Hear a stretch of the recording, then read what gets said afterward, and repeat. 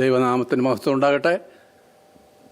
ദൈവസന്നിധിയിൽ കടന്നു വരുവാനും ദൈവവചനം ശ്രവിക്കുവാനും ദൈവം ഒരവസരം കൂടെ നമുക്ക് തന്നു. അതോർത്ത് നമുക്ക് ദൈവത്തെ സ്തുതിക്കാം. ദൈവവചനം കേൾക്കുന്നത് നമ്മുടെ ഹൃദയത്തിന് സന്തോഷമാണ്, അത് ആനന്ദം പകരുന്നതാണ്, നമുക്കത് അറിയാവുന്ന കാര്യമാണ്. ഇന്നത്തെ എൻ്റെ വിഷയം പ്രാർത്ഥന, പ്രയർ എന്നുള്ളതാണ്. അതിന് പ്രാരംഭമായി ഞാനൊരു വാക്യം വായിക്കുന്നു. യാക്കോബിൻ്റെ ലേഖനം 5-ാം അധ്യായം 13-ാം വാക്യത്തിൽ, നിങ്ങളിൽ കഷ്ടം അനുഭവിക്കുന്നവൻ പ്രാർത്ഥിക്കട്ടെ. അതിൻ്റെ 16-ാം വാക്യത്തിൻ്റെ ഒടുവിൽ വായിക്കുന്നത്, നീതിമാൻ്റെ ശ്രദ്ധയോടുകൂടിയ പ്രാർത്ഥന വളരെ ഫലിക്കും. വിജയകരമായ ക്രിസ്തീയ ജീവിതത്തിന് പ്രാർത്ഥന ഒഴിച്ചുകൂടാൻ പാടില്ലാത്ത ഒരു ഘടകമാണ്. സൈനികരുടെ ശക്തിയേക്കാൾ പ്രാധാന്യം പ്രാർത്ഥനയ്ക്കുണ്ട്. സിംഹങ്ങളുടെ ഗുഹയിലിട്ടാലും പ്രാർത്ഥന മുടക്കുകയില്ല എന്ന് ദാനിയേൽ നിശ്ചയിച്ചു. അവിടെ ദാനിയേൽ പ്രവചനം 6-ാം അധ്യായത്തിൽ നമ്മൾ വായിക്കുമ്പോൾ, രേഖ തനിക്ക് പ്രതികൂലമാണെന്ന് അറിഞ്ഞിട്ടും മുമ്പ് ചെയ്തു വന്നതുപോലെ ദിവസം 3 നേരം യെരുശലേമിന് നേരെ കിളിവാതിലുകൾ തുറന്ന് ദാനിയേൽ ദൈവത്തോട് പ്രാർത്ഥിച്ചു എന്ന് നമ്മൾ വായിക്കുന്നു. അതുപോലെ വിവിധങ്ങളായ എതിർപ്പുകളുടെ മധ്യത്തിൽ ഇരമ്യ പ്രവാചകൻ അവനെ സുസ്ഥിരനാക്കി നിർത്തിയത് ദൈവത്തോടുള്ള പ്രാർത്ഥനയാണ്.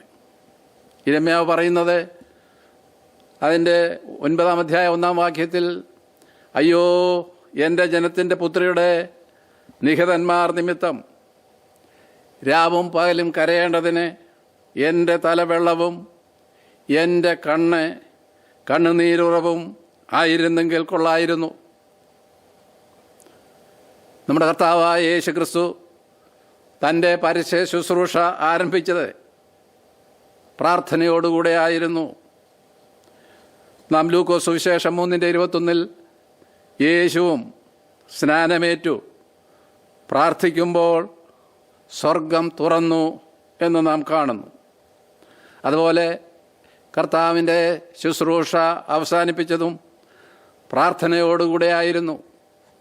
ലൂക്കോസ് സുവിശേഷം 23:46 യേശു അത്യുച്ചത്തിൽ, പിതാവേ, ഞാൻ എൻ്റെ ആത്മാവിനെ തൃക്കൈയിൽ ഏൽപ്പിക്കുന്നു എന്ന് നിലവിളിച്ചു പറഞ്ഞു.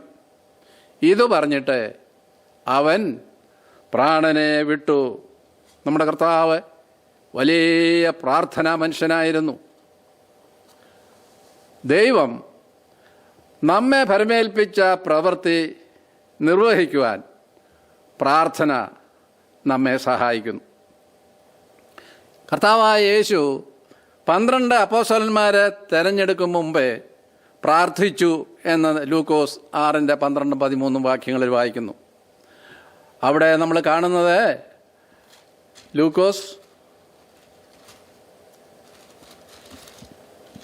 6:12-13 വാക്യങ്ങൾ.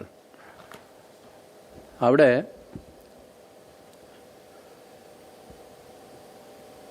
12-ാം വാക്യത്തിൽ, ആ കാലത്ത് അവൻ പ്രാർത്ഥിക്കേണ്ടതിന് ഒരു മലയിൽ ചെന്നു. ദൈവത്തോടുള്ള പ്രാർത്ഥനയിൽ രാത്രി കഴിച്ചു. നേരം വെളുത്തപ്പോൾ അവൻ ശിഷ്യന്മാരെ അടുക്കൽ വിളിച്ചു. അവരിൽ 12 പേരെ തിരഞ്ഞെടുത്തു. അവർക്ക് അപ്പോസ്തലന്മാർ എന്ന് പേര് വിളിച്ചു എന്നാണ് നാം കാണുന്നത്. അതുമാത്രവുമല്ല, ഇവിടെ 12 അപ്പോസ്തലന്മാരെ അല്ലെങ്കിൽ ശിഷ്യന്മാരെ കർത്താവ് തിരഞ്ഞെടുത്തു. പിന്നീട് 70 ശിഷ്യന്മാരെയും തിരഞ്ഞെടുത്തതായിട്ട് നാം തിരുവെഴുത്തിൽ വായിക്കുന്നുണ്ട്. അവരുടെ ദൗത്യം നിറവേറ്റുവാനുള്ള ശക്തി അവരിലേക്ക് പകർന്നു കൊടുക്കുകയാണ് ചെയ്തത്. കർത്താവ് വളരെ പ്രാധാന്യമുള്ള വിഷയങ്ങൾക്ക് വേണ്ടി രാത്രി മുഴുവൻ പ്രാർത്ഥിച്ചു. അവിടെ എന്താണ് ചോദിച്ചതെന്ന് പറഞ്ഞിട്ടില്ല. എന്നാൽ ശരിയായ വ്യക്തികളെ ലഭിക്കേണ്ടതിന് പ്രാർത്ഥിച്ചു എന്നതിന് യാതൊരു സംശയവുമില്ല.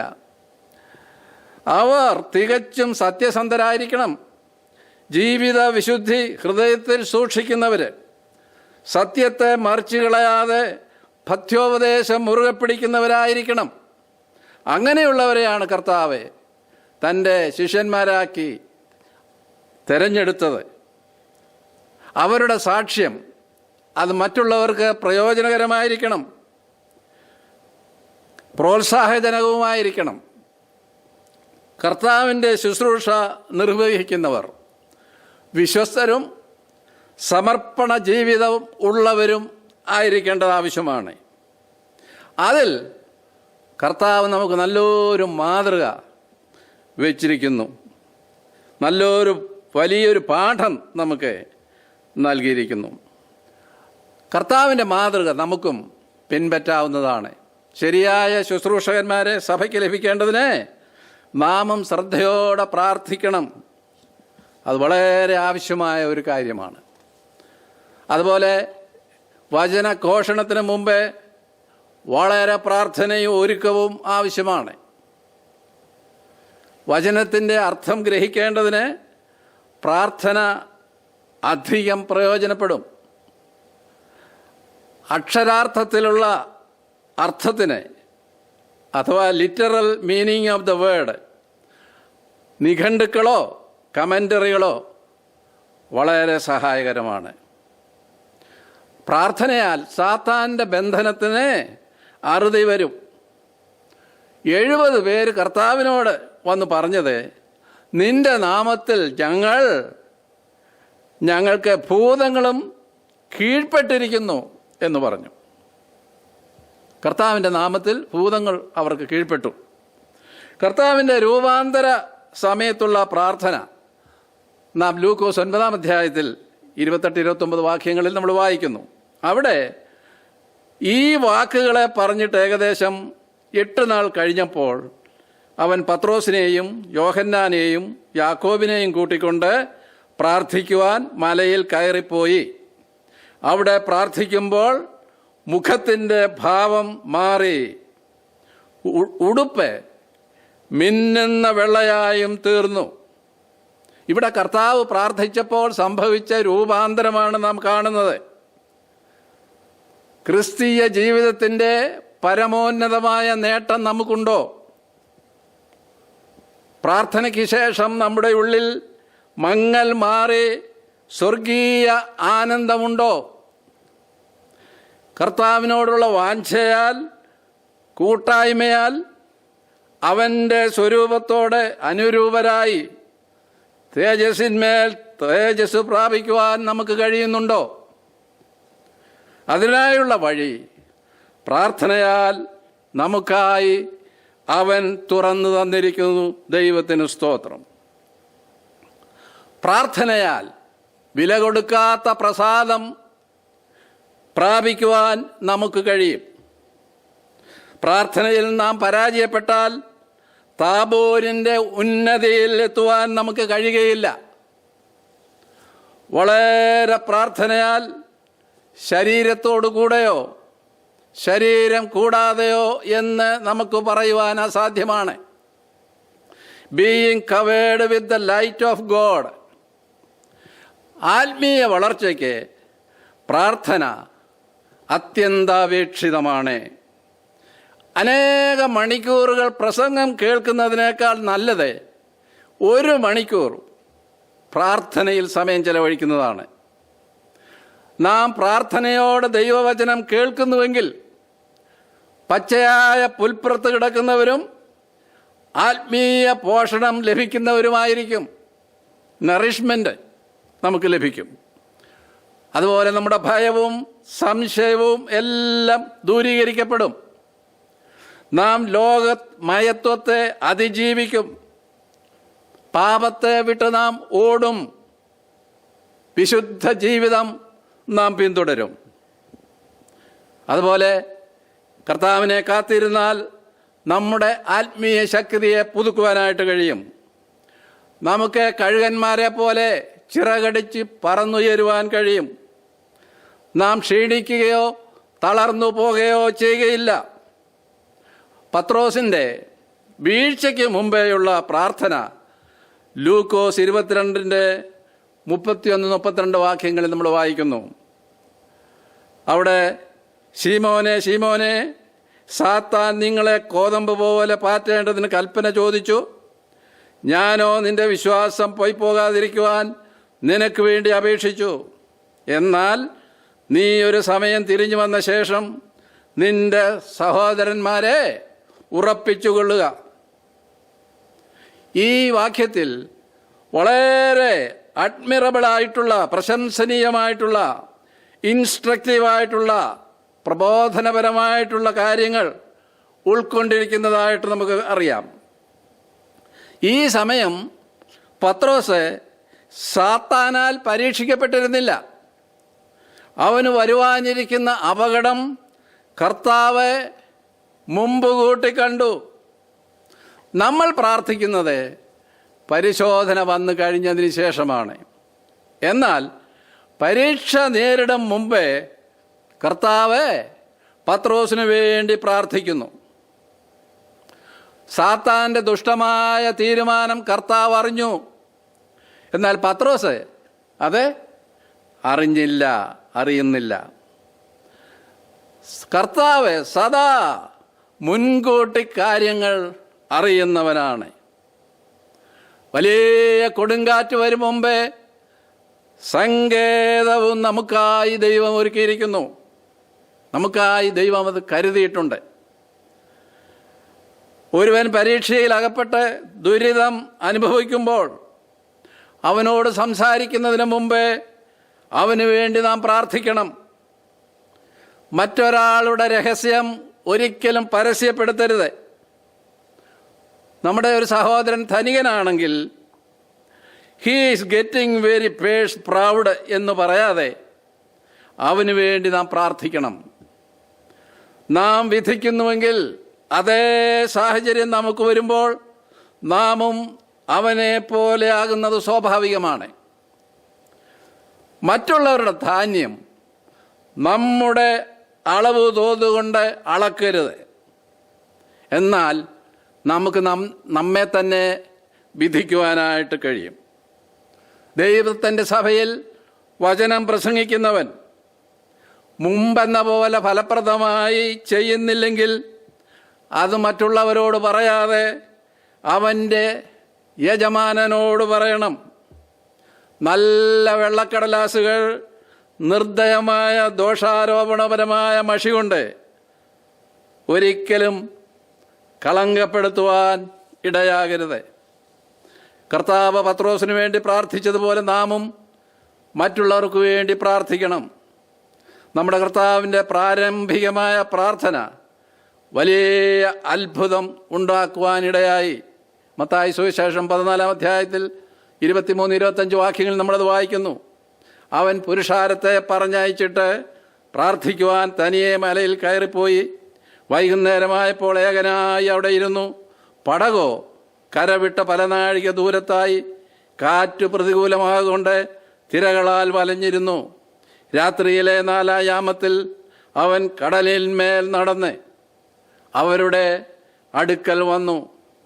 തിരകളാൽ വലഞ്ഞ കടലിന്മേൽ നടക്കും മുമ്പ് കർത്താവ് പ്രാർത്ഥിച്ചു. ദൈവത്തിനു വേണ്ടി വലിയ വേല ചെയ്യുവാൻ താല്പര്യമുള്ളവർ അതിനു മുൻപേ പ്രാർത്ഥനയിൽ സമയം ചെലവഴിക്കേണ്ടത് വളരെ ആവശ്യമാണ്. 1 രാജാക്കന്മാർ 18-ാം അധ്യായം 42-ൽ ഏലിയാവിനെ സംബന്ധിച്ച് നാം വായിക്കുന്നു. മഴയ്ക്ക് മുൻപേ കർമ്മേൽ പർവ്വതത്തിൽ പ്രാർത്ഥിക്കുന്ന ഏലിയാവിനെ നാം കാണുന്നു. അവിടെ നമ്മൾ വായിക്കുന്നത്, ഏലിയാവോ കർമ്മേൽ പർവ്വതത്തിന് മുകളിൽ കയറി നിലത്തു കുനിഞ്ഞ് മുഖം തൻ്റെ മുഴങ്കാലുകളുടെ നടുവിൽ വെച്ചു. ഏലിയാവ് പ്രാർത്ഥിച്ചു. ആദ്യം മനുഷ്യൻ്റെ കൈ പോലെയെങ്കിലും ഒരു ചെറിയ മേഘവും കണ്ടില്ല എന്ന് വന്നേക്കാം. എന്നാൽ പ്രാർത്ഥനയിൽ ഒരിക്കലും മടുത്തു പോകരുത്. ലൂക്കോസ് സുവിശേഷം 18-ാം അധ്യായം 1-ാം വാക്യത്തിൽ വായിക്കുന്നത് നാം മടുത്തു പോകാതെ പ്രാർത്ഥിക്കണം എന്നാണ്. വീണ്ടും വീണ്ടും നാം പ്രാർത്ഥിക്കണം. അപ്പോൾ 45-ാം വാക്യത്തിൽ വായിക്കുന്ന ആകാശം മേഘവും കാറ്റും കൊണ്ട് കറുത്തു, വൻമഴ പെയ്തു. നാം ശക്തരായ മനുഷ്യരാകണമെങ്കിൽ പ്രാർത്ഥനാ മനുഷ്യരാകണം.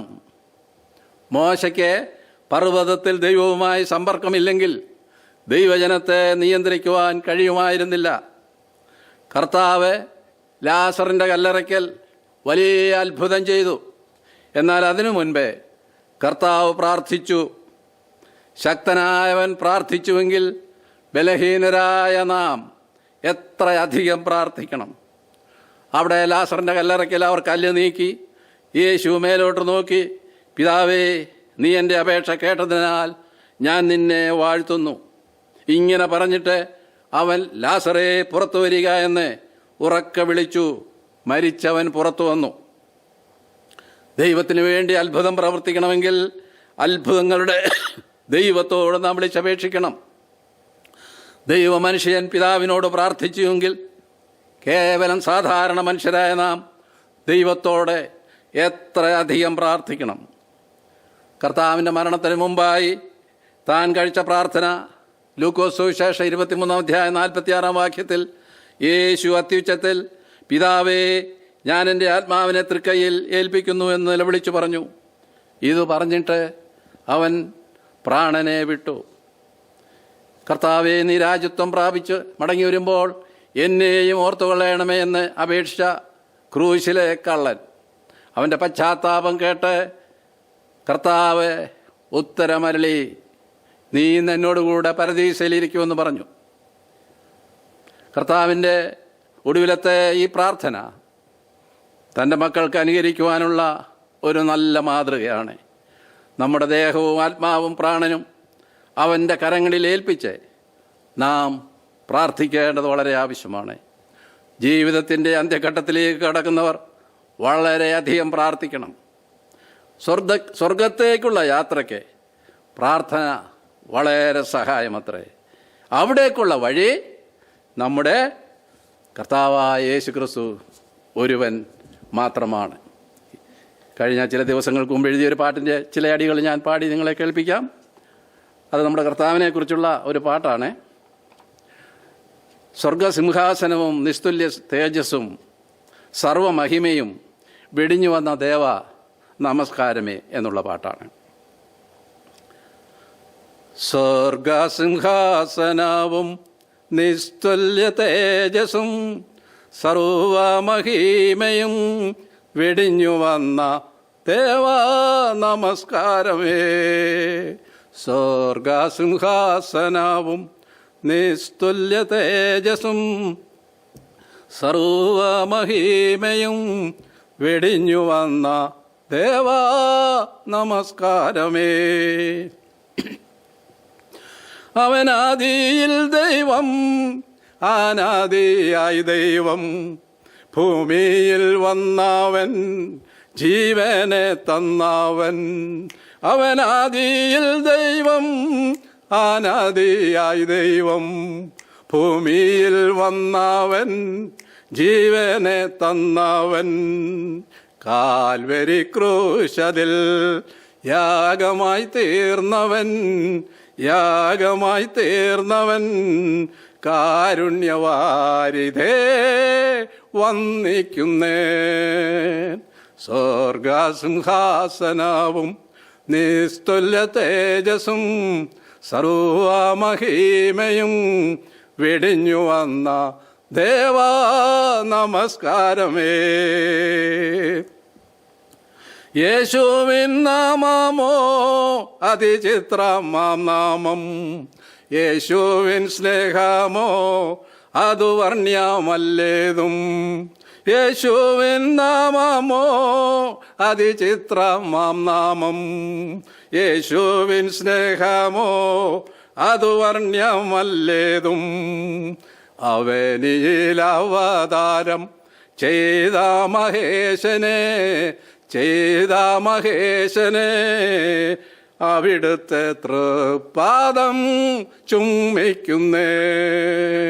സ്വർഗസിംഹാസനവും